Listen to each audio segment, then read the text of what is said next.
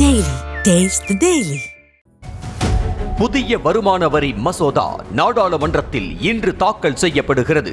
வருமான வரி செலுத்துபவர்கள் மத்தியில் பெரும் எதிர்பார்ப்பை ஏற்படுத்தியுள்ள புதிய வருமான வரி மசோதாவில் இடம்பெற்றுள்ள முக்கிய அம்சங்கள் குறித்த தகவல் வெளியாகியுள்ளது. அதில் வரி ஆண்டு என்ற புதிய முறை அறிமுகப்படுத்தப்பட உள்ளது.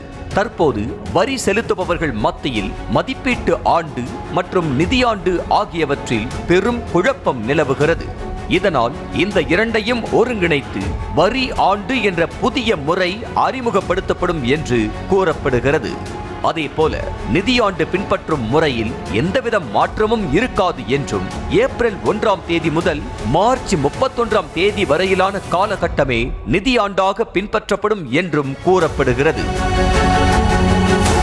தற்போதைய வருமான வரி சட்டத்தின் கீழ் பின்பற்றப்பட்டு வரும் பிரிவுகளின் எண்களில் மாற்றம் இருக்கும் என்றும் குடியிருப்பு சட்டத்தில் மாற்றம் எதுவும் இருக்காது என்றும் தெரிவிக்கப்படுகிறது.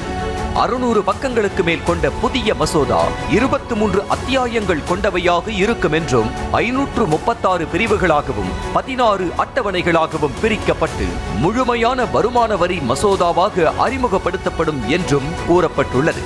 வெவ்வேறு பிரிவுகள் மற்றும் விதிகளில் இருக்கும் ஸ்டாண்டர்ட் டிடக்ஷன், கிராச்சுவிட்டி உள்ளிட்டவைகள் இந்த புதிய வருமான வரி மசோதாவில் ஒரே இடத்தில் அட்டவணைப்படுத்தப்பட்டுள்ளன. எளிமையாக புரிந்து கொள்வதற்காக டிடிஎஸ் தொடர்பான அனைத்து பிரிவுகளும் எளிய அட்டவணைகளுடன் கூடிய ஒற்றை உட்பிரிவாக கொண்டு வரப்பட உள்ளது என்று கூறப்படுகிறது.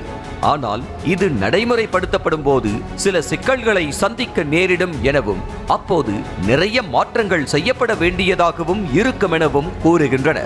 வருமான வரி கணக்கை தாக்கல் செய்யும் தேதிகள், மூலதன ஆதாய வரிகள், வருமான வரி வரம்புகள் உள்ளிட்டவைகளில் எந்தவித மாற்றமும் இருக்காது என்றும் தெரிவிக்கின்றன. புதிய வருமான வரி சட்டம் 2026ஆம் ஆண்டு ஏப்ரல் 1ஆம் தேதி முதல் நடைமுறைக்கு வரும் என்று கூறப்படுகிறது. Taste the Daily.